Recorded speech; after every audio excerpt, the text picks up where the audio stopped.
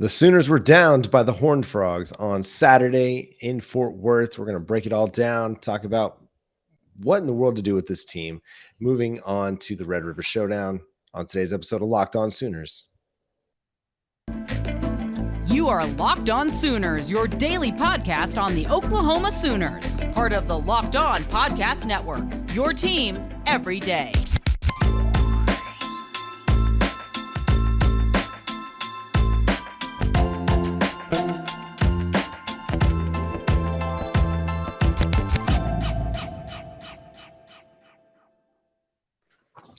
What's up, Sooner Nation, and welcome to Locked On Sooners. We'd like to thank LinkedIn Jobs for being the official college football recruiting sponsor across the Locked On College Network. LinkedIn Jobs helps you find the candidates you want to talk to faster. Post your job for free at linkedin.com/lockedoncollege. Terms and conditions apply. Thank you for joining us. My name is John Williams. You can follow me on Twitter at John9Williams. You can read my work covering the Sooners over at SoonersWire.com. He's Josh Helmer. You can follow him on Twitter at JoshOnRef. You can also hear him Monday through Friday from 9 to noon on 94.7 The Ref in Norman. Josh, what in the world happened on Saturday? This did not look like a team that was trying to bounce back. This looked like a team that was still stuck in that same type of performance that we saw a week ago against Kansas State. Well, what happened on Saturday is something that hasn't happened to the Oklahoma program in a long, long time. Now, OU has recently, as recently as 2020, remember the COVID season, you started 0-2 in conference play, losses to Kansas State, then the road loss to Iowa State, and obviously rattled off however many 8-9 wins in a row, right, to win the Big 12 championship, and then the big bowl game win over Florida. So that's happened in recent memory to Oklahoma. But the complete and utter embarrassment that was this second loss in a row and starting 0-2 in conference play. The Iowa State loss a couple of years ago, John, you came out of that thing and you could have won the football game, right? You left the end of the game thinking like, oh man, how did they not throw that flag for defensive pass interference? There was hope in the disappointment for Oklahoma. There's not a lot of hope coming out of this complete thrashing that TCU put on you down in Fort Worth. Instead, there's, again, disappointment. There's devastation. There's, man, where the heck do you go from here?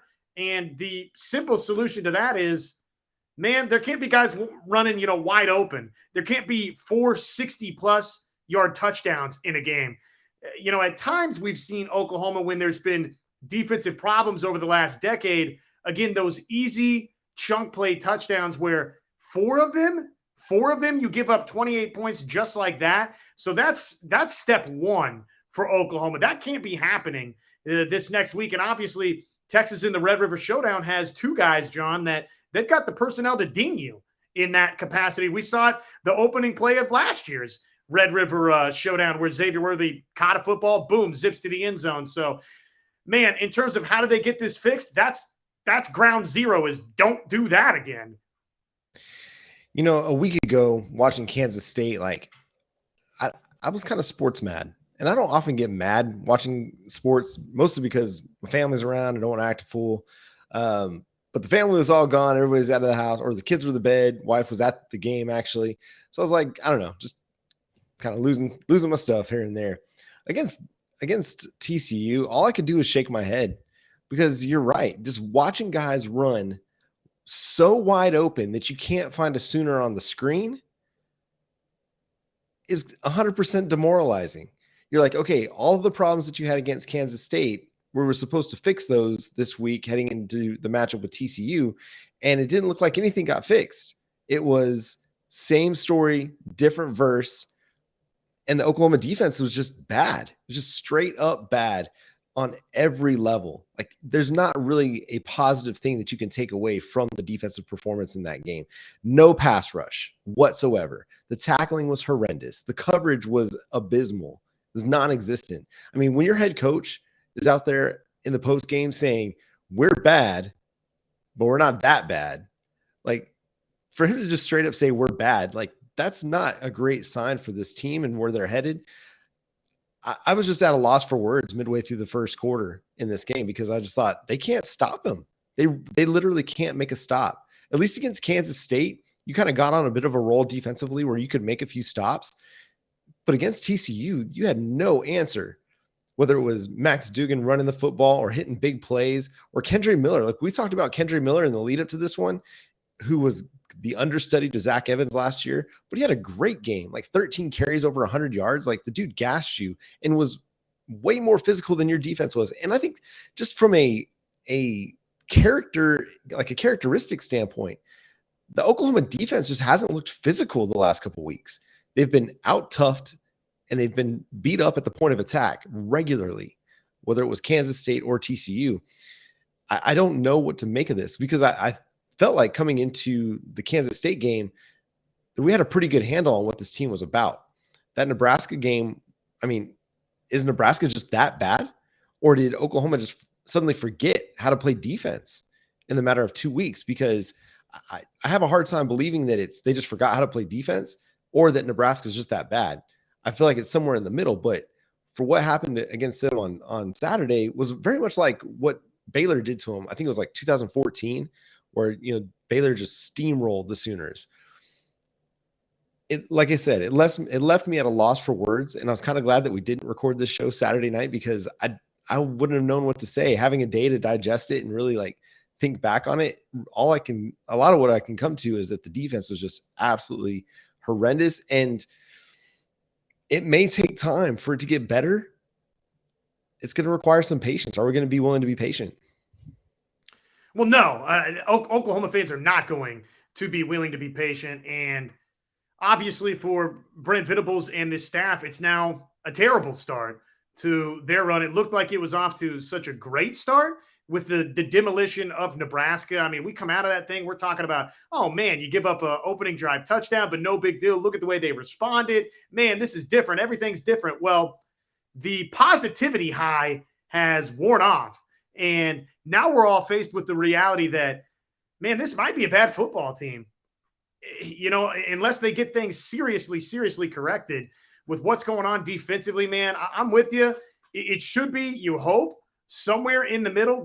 I think we're finding out this week versus Texas. If they can't get geeked up and go out and play inspired football versus Texas, and there's not defensive stops to be had, we'll see. About this is its own whole other conversation on Dillon Gabriel. I mean, what is his status going to be this week? Is he going to be able to play versus Texas after the cheap shot that he took versus TCU? And if the answer is no, John, I don't think there's any way they're winning the football game. Not with Davis Beville at quarterback, not after what I saw versus TCU with him at quarterback. So, I mean, clearly they don't have confidence in putting General Booty out there. They don't think Nick Evers is ready. So, man, there's a lot of problems if Dillon Gabriel's not ready to go this next week in a football game for Oklahoma. So that's its own, again, discussion that I think we have to have. But before we move on from the defense, how about this? Man, is there anybody on this team that can cover for Oklahoma? Woody Washington, we came into the season talking about, oh man, here's a guy that had the groin injury that was prolonged last season, and that was a big loss for OU. He looks like somebody now, John, that suddenly he can't cover anybody without grabbing a jersey and, pass interfering or defensive holding. He looked terrible on Saturday. Yeah, it's hard to imagine that he would have this big of a fall. Now, Quentin Johnston's a great player. He's one of the most physically gifted players in the conference. And I think Brent Venables talked about it, like they just played undisciplined when you were in the right position to turn and look for the ball at all. And there were several occurrences where that was the case. I think about there was a throw down the right sideline that was well covered. You had a safety over the top, and Justin Harrington, as opposed to looking back for the football, just decides to like put his hand in there and poke it away and get the pass break up. But I'm like, you were in good position. You could have turned and looked for the ball and tried to make a play on the ball. Same thing with Trey Morrison on a play that was 100% targeting. I don't know how they didn't throw a flag for either pass interference or targeting on that play. But again, he doesn't turn at all and look for the ball. He just goes head hunting. And I don't know if that was like in response to the Dillon Gabriel hit, and he's just out there trying to stand up for his guy or not. I mean, in hockey, that would have very much been the case. But in football, you don't know if that sort of thing happens. But yes, turn and look for the football, try to make a play on it, get a turnover, like a game-changing turnover that might lift your team up a little bit. But I agree with you. Like the offense is a whole nother discussion that we'll have to have, and we'll have some of that here after Josh talks to you about LinkedIn a little bit. Absolutely, John. LinkedIn is the way to go for all of you out there. You know, these days, every new potential hire, it can feel like high stakes. It can feel like a high stakes wager for your small business. You want to be 100% certain that you have access to the best qualified candidates available. And that's why you have to check out LinkedIn Jobs. LinkedIn Jobs, they find the right people for your team faster and for free. Then add your job. Well, it's easy to create a free job post on LinkedIn Jobs. You just add your job, toss the purple hiring frame to your LinkedIn profile to spread the word that you're hiring. Simple tools like screening questions, they make it easy to focus on candidates with right skills and experience so that you can quickly prioritize who you'd like to interview and obviously eventually who you'd like to hire. We're coming up on that point in the year where you want to finish the year strong and you want the right team member to help you do just that. It's why small businesses, they rate LinkedIn Jobs #1 in delivering quality hires versus the leading competitors. LinkedIn Jobs, they help you find the qualified candidates that you want to talk to again faster. So post your job for free at linkedin.com/lockedoncollege. That's linkedin.com/lockedoncollege to post your job for free. Terms and conditions apply. Well, let's talk about what happened offensively for Oklahoma. It wasn't a complete unmitigated disaster for Oklahoma before Dillon Gabriel went down, but man, there was still plenty of bad before Dillon Gabriel went down. Gabriel, I thought this was, John, and maybe it's just because of how lopsided it got between Oklahoma and TCU once the final tally was in. But this was the first week where some of those misses, and it probably should have been last week for me in the loss against Kansas State, but this was the week where some of those throws that he was missing early to allow this thing to start going downhill the way that it did, it felt very pronounced to me, John. And they were. It seemed like every drive there was an overthrow of some sort, whether it was on a short ball or a deep ball. It didn't really matter. Dillon Gabriel was just throwing high when he was still in the game. And we hope, Dillon, you're doing great. We hope everything's good, in the concussion protocol. But yeah, it was not his best game. He was 7 of 16 on the day, only threw for 126 yards and didn't throw a touchdown in this one. Almost had the one to Braden Willis on the long catch and run. That was a really good throw, a really great throw that he made. But I mean, the Oklahoma Sooners started off the game pretty poorly. Their drive sequence, they went, fumble on Marvin Mims, first series of the game, and then punt, field goal, turnover on downs, punt, and then finally scored a touchdown with 2:15 left to go in the first quarter. Like, when your defense is not playing good, you have to be more efficient offensively. You've got to get more out of your drives than 7 points in the first 13 minutes of the game. I mean, TCU was up on them huge from the get-go, but that's the moment that you as an offense buckle in and you're like, all right, we got nothing to lose. Let's play sound football and let's just make the next play. Okay. But your quarterback, for whatever reason, just couldn't hit anybody. Like, this was a very inaccurate game, and they had chances down the field. One was a bad overthrow to Marvin Mims. I say a bad overthrow. It looked to me at times where Marvin Mims, I don't know, just positioned himself weirdly as he was running down the field for that and just kind of stumbled and wasn't able to run into the ball. Another one should have been defensive pass interference. Mims got his arm tugged on just as he's diving for the ball. But other than that, like, Dillon Gabriel was just hitting guys in 5-yard out, and it was going over their head, or 10-yard out, and it was going over the head. Not great at all. And we've seen him play better than this. I mean, we've seen the overthrows, we've seen the misses, but we didn't see him this bad until this game. And I don't know if he just started pressing because they got down early, and there's been so much of a focus on trying to start fast that everybody on the offensive side of the football is just pressing. But they need to get back to just playing relaxed football and just making the play that's there and not worrying about having to have a big play every time or having to be perfect. Just go play football, because this team is playing really tight right now. I think on both sides of the football, they're just playing so afraid to make a mistake. They're making all the mistakes.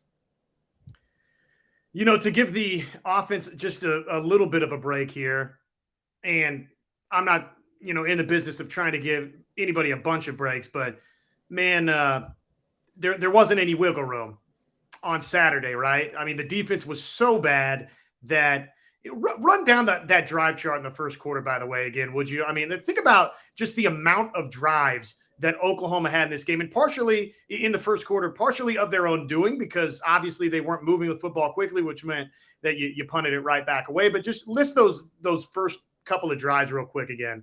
All right, so you started off fumble, and then punt, field goal, turnover on downs, punt, touchdown.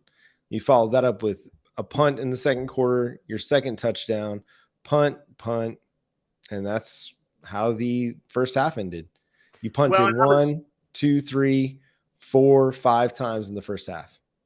Yeah, I mean, not good enough. And I was curious. I mean, that first quarter illustrates again, just combination of non-complimentary football for Oklahoma. I mean, quick fumble right by the offense. Boom, TCU scores straight away. I mean, get it right back, give it right back to TCU. I mean, so the offense was terrible, but man, the defense, the way that they're just giving up chunk touchdowns that quickly and drives that quickly really put the offense kind of under the gun. And this was a situation where obviously, especially early in this game, Oklahoma's offense in that first quarter simply did not deliver, did not live up to the billing for Oklahoma at all to keep them in this thing, to make it a shootout. But it was just, dude, across the board, a complete blowout for Oklahoma. I mean, just about anything that could go wrong did go wrong. We mentioned this in the Locked On Now, but, I'll give credit where credit's due. This is just me, the printout I have of Parker Thune's tweet. At the conclusion of the TCU game, the Sooners were without the following players due to injury: starting quarterback,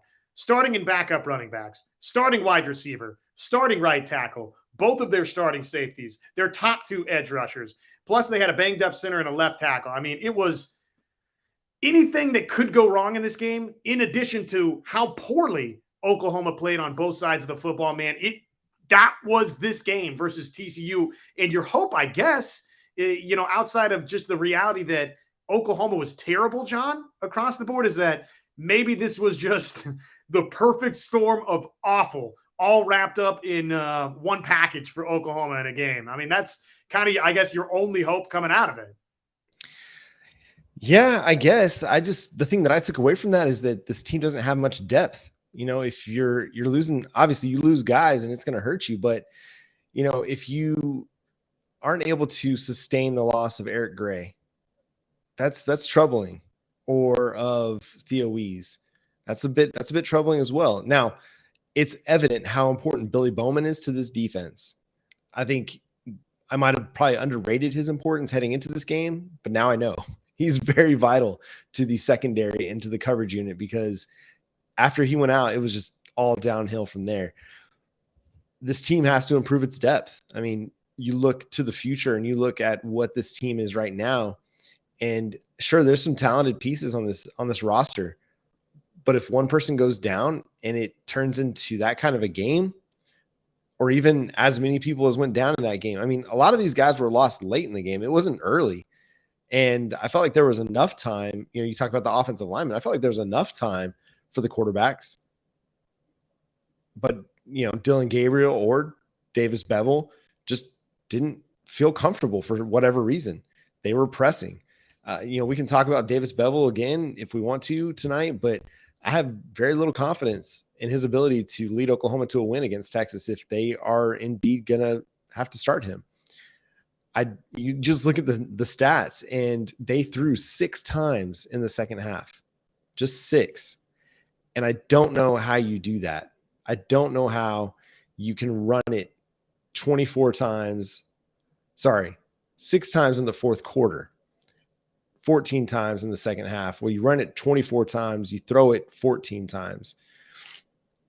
But I never felt like they were comfortable throwing the football. 3rd and 3, you need to pick up a first down to try and get something going, and you run a read option with Bevel, who's not very athletic, and he doesn't pick up anything. He gets tackled for a loss. Like, if he's going to be your quarterback, you got to take out the quarterback run game. I think you just have to. I mean, maybe he can make some plays in scramble situations, but no designed runs, it's just not going to work. The injuries, that happens. That's a part of football. You got to be better, and you got to have better depth, and you got to be able to rely on guys to be able to step up. None of that happened. The guys in your secondary, they weren't able to step up in this game. Justin Harrington, for all the positive things that we heard about him coming out of training camp, I thought he did not have a good game. If we're going to look at any kind of silver lining in this one, Javonte Barnes looked really, really good. Jalil Farouk, dude was a beast on kickoff returns. Like, throw him back there and let him return kicks, because he's really, really good at it. Several times putting Oklahoma in great field position in that game. Unfortunately, they weren't able to capitalize on it because the offense just was out of sync all day long. But I really liked what I saw out of those two guys. So at least you have, a couple pieces for your future. You're like, okay, you feel really, really good about moving forward. So yeah, I don't know. We can share some final thoughts on this here in a second, but first I want to talk to y'all about BetOnline. BetOnline is the fastest and the easiest place to bet on all your favorite sports, from football to basketball, NHL, Major League Baseball as well. You can get in on MMA, boxing, and golf action. The Oklahoma Sooners right now over at BetOnline are opening as a 6.5 point underdog. So for the Red River Showdown. So if you're interested on taking that action, Texas by 6.5, then you can get in on the action over at BetOnline. Again, the fastest and easiest place to bet on all your favorite sports. The over and under is currently 65. Oh man, with the way Oklahoma's defense is playing lately, I'd definitely be considering the over on that one. So go to BetOnline, fastest place, best place to bet on all your favorite sports. BetOnline is where the game starts. Josh, before we kind of wrap up here, we'll have more to dig in and dive into on this game. One thing I was curious about and just kind of thought about as I'm, transcribing Brent Venables' press conference, and I'm listening to it and watching it back, and is he too honest with the media?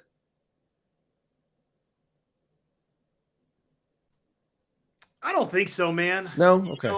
I don't think so. I don't believe that unless you're giving away trade secrets, I don't believe that you can be too honest with the media. I think it's okay to have honesty. I think that probably, for his sake, if things don't start going better very quickly, his honesty, the same way that Lincoln Riley's "we're close" rub people the wrong way. I mean, everything you do in a media setting is going to start rubbing people the wrong way if you're losing, right?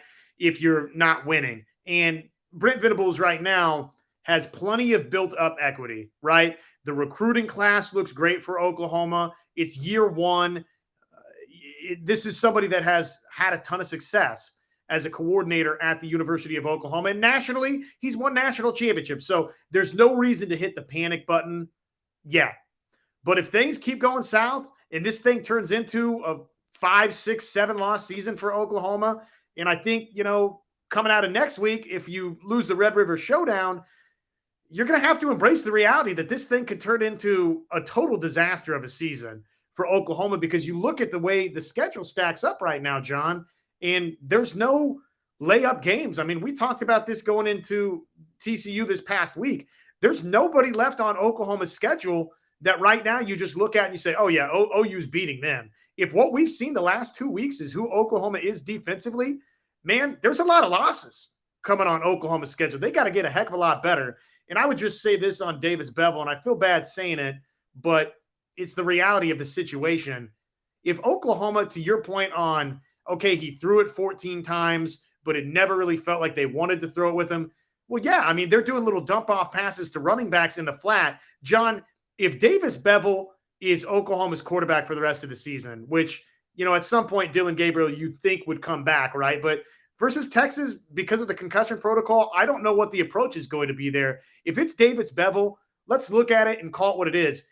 I don't think Oklahoma's beating anybody on its schedule unless they run for 300-plus yards with their running backs. based on what I saw Saturday of Davis Bevel with their backup quarterback, OU's not beating anyone on its schedule the rest of the way. So, that's just a commentary on what the backup quarterback situation looks like right now for Oklahoma. And then, honestly, the quality of schedule left for Oklahoma. I mean, there's a lot of challenges left on this schedule. Oklahoma simply has to get a hell of a lot better in a hurry.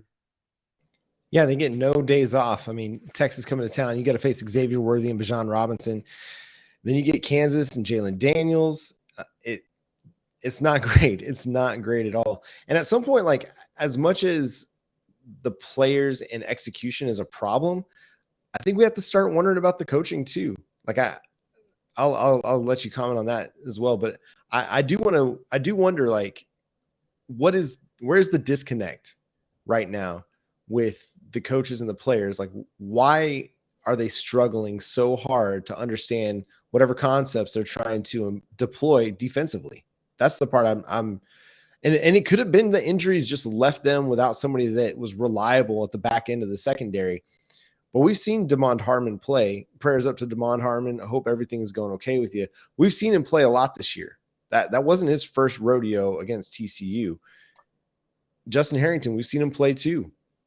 But for some reason, it just wasn't connected. Like, there was just no defensive connection where they were communicating well and, passing guys off in zone as well as they should have. So sorry, you wanted to jump on something else that I'd said before I started talking about the coaching.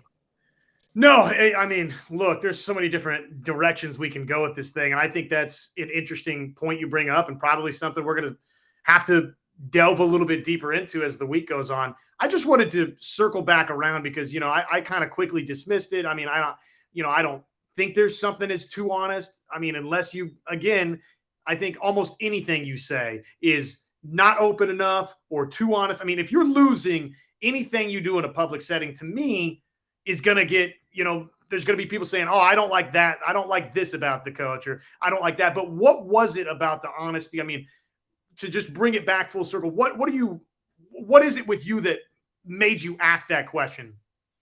So, I mean, I think it was the way that he responded to the question about, when he said we're bad, but we're not that bad. Like, he kind of chuckled beforehand.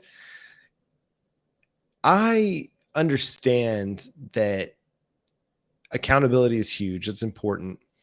I understand that, a coach, like coach speak, kind of rubs everybody the wrong way. Like, you don't want platitudes. You don't want these cliches. I get that. And even as a media member, I don't want that. Like, Brent Venables is giving us a lot of great material weekly, but I wonder how, as a player, when you hear your coach tell the media that you're bad, I mean, he's going to tell them too, but when you talk like that about the team out front, as a player, what is that? How do you feel about that? And I know people aren't going to care about what the player feels. That's not of most people's concern. But I just think of that, especially as somebody who's covered the NFL for some time, like, NFL players would not appreciate being called out in the public like that. And I can't imagine that a college kid would as much. Like, a couple weeks ago when Jaren Kanak had his big game against Nebraska, and Brent Venables comes out and says he doesn't even know what he's doing yet. Like, I think it was kind of meant maybe as a bit of a backhanded compliment. Like, he's playing great, but he has no clue what's going on out there. Like, is that really what we want to say about a kid who just had a really great game? Like, can you just not say, yeah, he had a really, really good game. We still got some improving to do. Like, it doesn't have to be like 100% everything you think all the time. You know what I mean? Like, I love Brent Venables. I think he's going to be a great coach. I'm not at all trying to diminish what he's capable of doing here at the University of Oklahoma. I just wonder at some point, like, hold a few things back and not feel like you have to be as open and honest. I don't even want to say honest, but as deep as you want to be. So, like, I've been through security trainings and they talk about a simple, truthful statement when you're being interrogated. What's true and what's simple? So, like, the question is, how close are you? Or, like, where are you at as a football team or something like that? Well, obviously you saw today, we were not very good today, but we have room that we can improve. We think there's things that we can do better. You can say things like that as opposed to like, we're bad. I don't know. It just hits a little bit differently. Or with Jaren Kanak, like he had a great game today. There's some areas where he can improve his game as opposed to saying he doesn't even know what he's doing yet. I don't know. I feel like there's just ways that he could improve his kind of coach speak a little bit just to create a better sense of, I don't know, like camaraderie, or, like if football's family at the University of Oklahoma, do you go out in front of a group of people and talk about your family? That's just kind of where I'm at. And again, you're right. We're all going to be very hypercritical about everything that's going on right now because of the circumstances in which Oklahoma is in right now. It's just one of those things that's just like, I watched it and I'm like, okay, as the media person, thank you. I appreciate this. As kind of a fan of the team, I'm like, maybe let's just not be as upfront out in the open as you want to be. Maybe just hold a few things back. You don't have to say everything that's on your mind. Just be more diplomatic, I guess is the best way to put it. And I think a couple of things about that. Number one, and this is not saying that you're wrong or Brent Venables is right or by any stretch. You could say I'm wrong. It's okay. No, I don't necessarily think you're wrong. I think you're bringing up some pretty legitimate points of conversation that if this thing keeps going south, or even if this thing gets turned around a little bit, I mean, I think Brent Venables is learning as a head coach. And, when you're the CEO, when you're the face of a program, he's never done that, right? I mean, he's a first-year head coach. So I think that if he self-evaluates at some point, how he is with the media is going to be a part of that self-evaluation, John. And I think you look back at each of Oklahoma's last two head coaches, Bob Stoops, Lincoln Riley. Both of those guys were wildly open and transparent, I think, with the media when they started.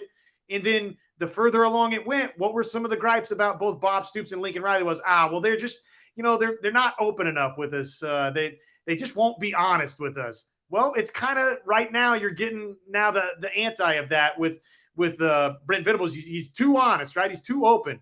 And I would just say, again, a couple of things to that. Number one, it might be the player with Jaren Kanak, right? I mean, here you've got a kid that straight up came to Oklahoma, flipped his commitment from Clemson to OU because of Brent Venables, right? So maybe that's, as a head coach, being a little bit too comfortable with that relationship in a public setting. And I'm just, again, counterpoint there. And that's something, again, that a head coach, maybe he's going to have to consider a little bit there. And then the other part would just be, again, the learning process as a new head coach of, okay, what is this tightrope here? Have I been a little bit too transparent? Or again, is it all good when it's all good and you're winning? And is it now kind of, you're losing. And so sort of whatever you say is maybe it is too honest. I don't know. I think those are fair questions though. Yeah. I mean, I get it. I'm 100% nitpicking a guy who just saw his team get beat down in a frustrated, moment. And also like dealing with the emotion of what happened with Dylan Gabriel, what happened with Damond Harmon. I probably shouldn't be critical. I apologize, Brent Venables, you do you, but yeah, I think at some point he just has to be a little bit more diplomatic with some of the things that he says about the team, because I mean, yes, he wants them to be accountable. Yes, he wants them to, feel the weight of their kind of play and their mistakes and and the good things. Like he wants them to feel all of it. But at what point do you not share those things with the media and instead hold that back for your team, for your film sessions or your team meetings? Like he went through a whole spiel about how, we were in cover 3 and they ran a smash route. And like, he like completely broke down like in detail what happened on the play and how they messed it up in front of the media. So anyway, all that to say is I love Brent Venables. I think he's going to be a really good coach for the Oklahoma Sooners. I'm nowhere near anybody that might be considering like this not to be a good hire. I still think it's a great hire. I still think it's going to take some time. I think we have to kind of structure our expectations a little bit. But I do think down the road, we're going to see a great Oklahoma Sooners football team again, because Brent Venables is a good coach. He's going to do a really good job recruiting defense. We're already seeing the offensive recruits that are coming to Oklahoma still. So yeah, that's all. That's it. Just be a little more diplomatic. Maybe we don't need to know everything you're thinking, but you're going to do you. You're the defensive head coach that's won, several national championships as a decent defensive coordinator. I'm just John Williams on a podcast, so don't take any advice from me. But I just very like PR oriented, I guess, and that's kind of why it kind of rubbed me the wrong way a little bit. And the other final point I was going to make about that is, you're Brent Venables and you're walking this tightrope and this balancing act of, again, being a first-year head coach and how much is too much to share with the media and the public. And again, I think the other side of that coin, John, is this is kind of who Brent Venables so far has built his reputation up as at Oklahoma, right? I mean, this was what we were praising Brent Venables for. And this is, oh man, look at all these recruits and the moms and dads and the families, the way that they're responding to just the honesty that is Brent Venables and the staff. And so again, how do you do both, right? And is that something, the duality of Brent Venables, to where he's going to at some point look at this and say, you know what, maybe I have shared a little bit too much. I don't know. It's very interesting. And I could be hyper analyzing this based on everything that's happened over the weekend. Play better football. Better football. Please do that. Just play better football, because the recruits don't seem to be bothered by anything that's happened over the last week. Like, everybody is still locked in. They're still 100% in with Oklahoma. So, I mean, I don't know. Again, hyper analyzing here on a overreaction Monday of the Locked On Sooners podcast, but that's going to do it for today's episode. We'll be back tomorrow to continue breaking down what happened with TCU and start getting you ready for the Red River Showdown with the Texas Longhorns. Hopefully Dylan Gabriel's back. Hopefully Damon Harmon, you're doing okay out there, getting well and getting healthy and resting and recuperating. Sounds like all things are okay. Everything, all the scans were negative on Damon Harmon. Dylan Gabriel's in the concussion protocol, so that'll be something for us to monitor as the week goes on. But until next time, he's Josh Helmer. I'm John Williams. We'll catch you then. Boomer Sooner.